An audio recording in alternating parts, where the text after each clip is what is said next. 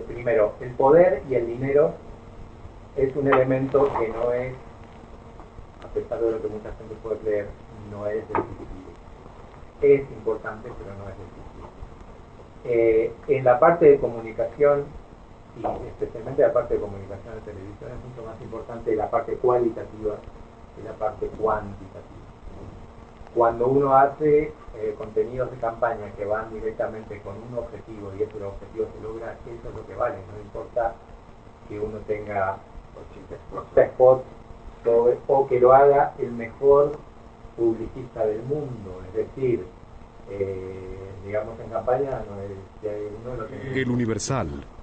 Pero en todo caso, no importa tanto ahí la parte de producción, sino el objetivo que se tiene. El Universal. En el caso de Peña Nieto, por ejemplo, tiene una campaña que tiene muy buena producción, pero no tiene muy buena estrategia. La parte de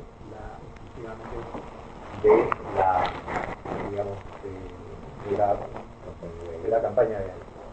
Sí tiene algo muy poderoso que es la presencia, digamos, El Universal. espectaculares y de situaciones de ese género en la ciudad, y sobre todo el manejo que han hecho con las encuestas, que también tiene cierto camino que no es definido. El tema de las encuestas, eso pasa en todas las campañas.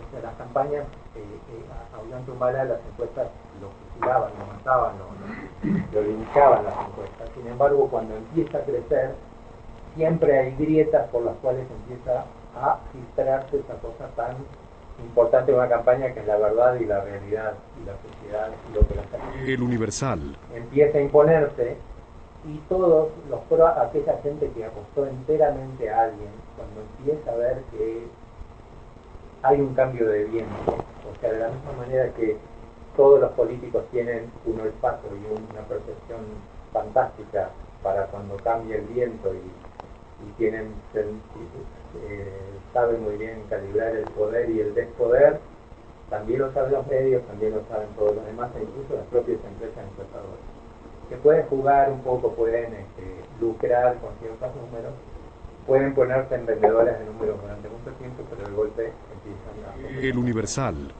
En este momento, y eso es parte ahora de algo que iba a decir, por qué el tema de las encuestas no es fundamental ni relevante, porque en ciertos momentos empiezan a ver la verdad de las cosas. Es decir, hay puntos, algo que tenía en esta presentación, era, por ejemplo, por qué no pueden ser reales los números de alguien como Roy Campos, por ejemplo, que lo conozco mucho, o sea, no digo que es amigo, pero sí lo conozco mucho. De mitos. Y él es, bueno, lo conozco mucho profesionalmente hace muchos años, él está bien extremadamente idóneo en términos de El Universal. de maestría y pero simplemente que no se concilia con las ciencias sociales, ni con la sociología, ni con la probabilidad, ni con los procesos estadísticos o probabilísticos, digamos. Es algo no que tiene rigor científico. Que no tiene, no. O sea, eso es algo que puedo probarlo, de que no es verdad lo que dicen mis socios, y es más, en un momento yo contaba eso, que en un momento me había enojado bastante, le había mandado no personalmente, pero una serie El Universal. de cosas que eran irrefutables sobre por qué no podía ser, que eran impresentables sus encuestas. Le dije varios tweets, hay otra gente reclusa, y bueno, a ver qué le dicen.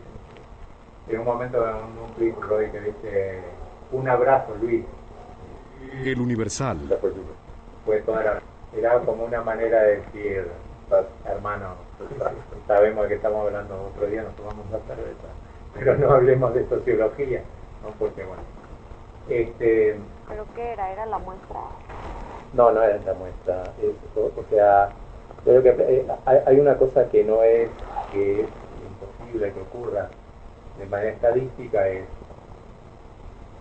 toda encuesta, sobre todo con la muestra que se utiliza, tiene más o menos un margen de error, normalmente más o menos 3%. El Universal. Cuando hay más o menos 3%, no puede ocurrir, como ocurre con las encuestas de Roy, que pasen los meses, las encuestas, las semanas, que pase toda una serie estadística larguísima, donde uno ve los números y la distancia entre Peña Nieto y El Universal. y Andrés se mueve en 0,1, que ha sido todo lo que se movió en la campaña. Y que cada uno de los candidatos se mueva en fracciones de puntos. Siempre, no una vez. Siempre. Eso es imposible. Y no importa que haya eventos relevantes. O sea, aún habiendo eventos relevantes, no... Nada cambia. Es decir, eso es la representación numérica de una estrategia, que es la de Peña Nieto y la de López Dóriga, etcétera, etcétera, que dicen: El Universal. Peña Nieto está en 50 puntos, le lleva 20 puntos a los demás y nada se mueve.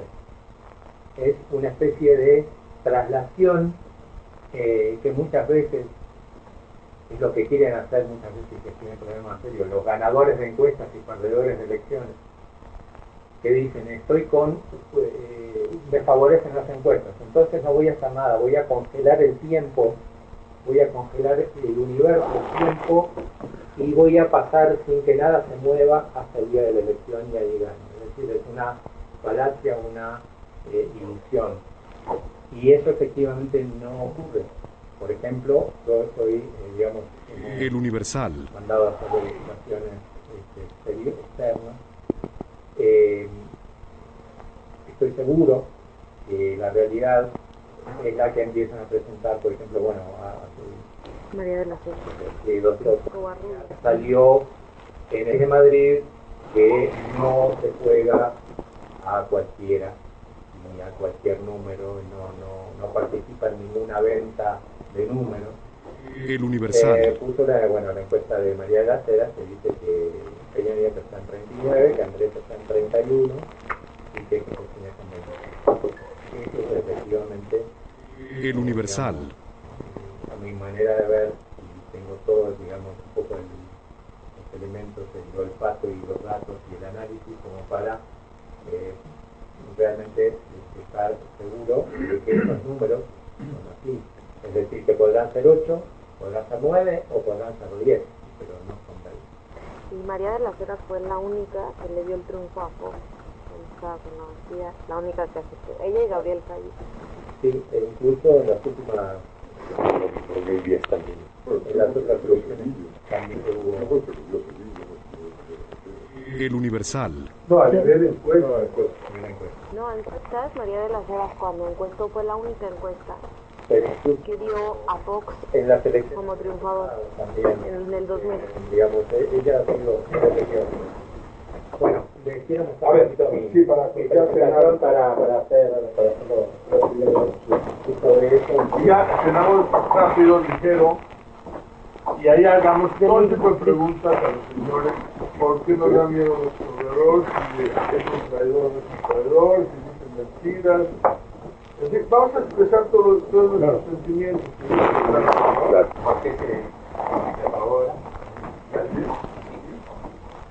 Porque parece que después de un tiempo que hay que reactivarlo en alguna hora. El Universal. Bueno, los técnicos.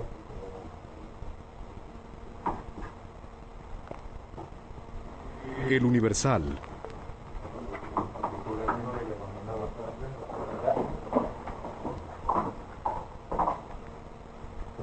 El Universal. Sí, entonces cuestiones de Sí. Me lo traje. Si no te doy demasiada ventaja. Son muy viejitos, pero bueno, somos como la Ahí está.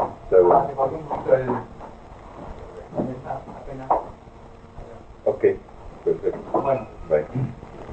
El Universal.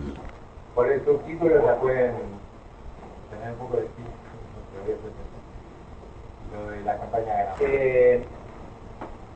Lo primero que planteaba es ¿en dónde estamos en este momento? Primero, estamos con la primera fase de campaña cumplida, esta primera fase tenía como objetivo, digamos, hay como una cuestión estructural de las campañas, que es que una forma de organizarla más eficiente, siempre organizar las campañas, es hacer una especie de abanico en relación a los momentos de decisión de voto del electorado. O sea, el electorado es muy heterogéneo, uno no puede dar una especie de mensaje general porque no le llega a nadie en particular. Entonces, una primera forma de tratar de manera eficiente y efectiva una campaña es ver primero el grado de interés en la política, de información de los electores. Y hay un principio que funciona acá en México, en Francia y en todo el mundo, más allá de que, bueno, El Universal. cada país tiene su idiosincrasia, etcétera, pero hay cuestiones estructurales que son humanas que hay en todas las.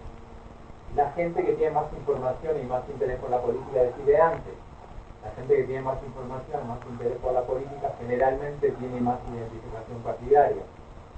La gente que tiene más interés en la política se informa, y más información se informa antes, sabe cuándo es la elección, desde mucho tiempo antes, sabe quiénes son los candidatos, etcétera, etcétera. Entonces es algo muy relevante para hacer una campaña. Uno primero, la primera fase, empezar por la gente más informada, por aquella gente que participa más en la política, El Universal. por aquella gente que tiene identificación partidaria.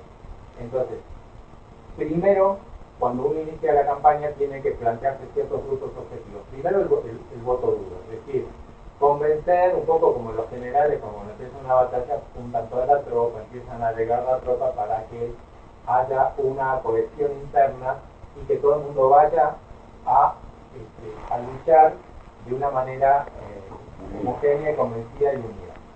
Entonces, lo primero es consolidar el voto duro, consolidar el frente interno, limar temas de problemas y heridas de las elecciones internas y quién salió y quién quedó frustrado en sus expectativas y cómo se resuelve ese tipo de cosas. El Universal. Ahí también se va a trabajar el voto natural, esencialmente la gente que ya ha votado con nosotros, que ha estado cerca y que de alguna manera empieza, digamos, la tarea de recuperar El Universal. Y algo esencial es el, digamos, llegar a los líderes de opinión, que son también los líderes de opinión multiplicadores de votos. Es decir, cuando uno empieza una campaña tiene que, El Universal. digamos, ganar cualitativamente primero, ir creciendo cualitativamente, no en todo el electorado, sino en aquellos más relevantes. Todos los que son dirigentes políticos, dirigentes económicos, dirigentes sociales, que son aquella gente que tiene más capacidad de influir en otros